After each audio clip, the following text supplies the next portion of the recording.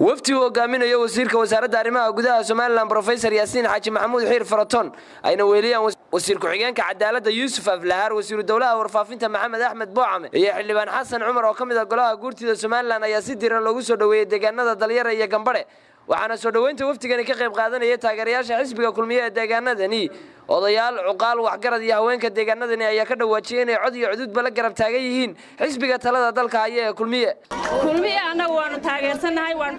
haddaan nahay Dalyar xisbiga kulmiye ayaanu taageeraynaa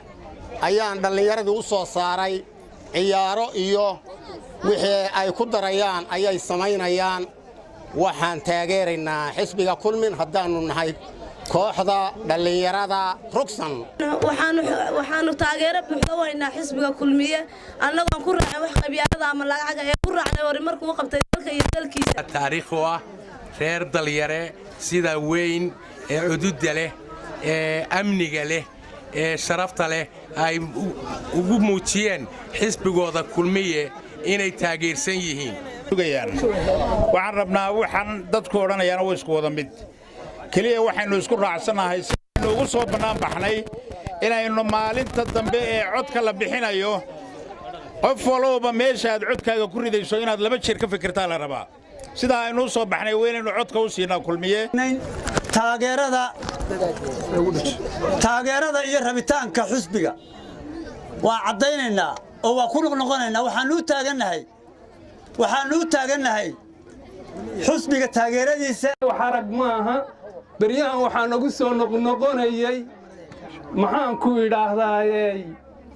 xisbiyo kale waxba kama jiraan sahan baanu gallay sahankaanu deegaanka iyo degmada iyo dadka u gallay haddaanu nahay waxgaradka odayaasha gudoomiyaha xafiiska waxaanu qaadanay kulmiye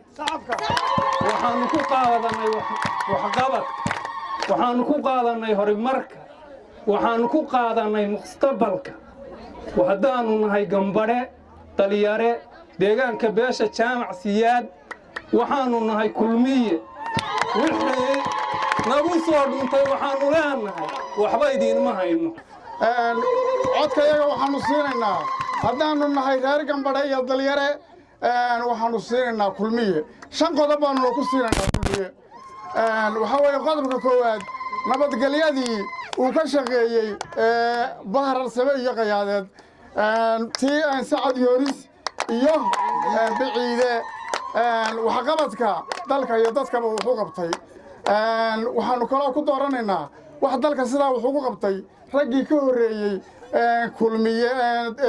dawladda u shaqeynayay ee madaxweynayaasha ahaa sidii kulmiye wuxuu qabtay xisbigaasi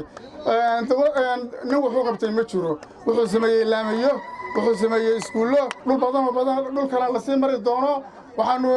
aad iyo u taageeraynaa haddaanu reer Gambare xisbiga kulmiye ugu faraxsannahay idinku mahadnaqaynaa aad iyo aadaan kalsooni noogu dhalisay sida aad xisbigan u taageerteen oo u soo baxdeen ee maanta aad u caddayseen meesha aad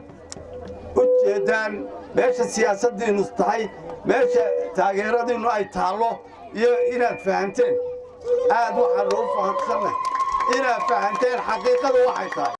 Samiir Saciid bila Bulsha TV deegaanka Gambare ee gobolka Sool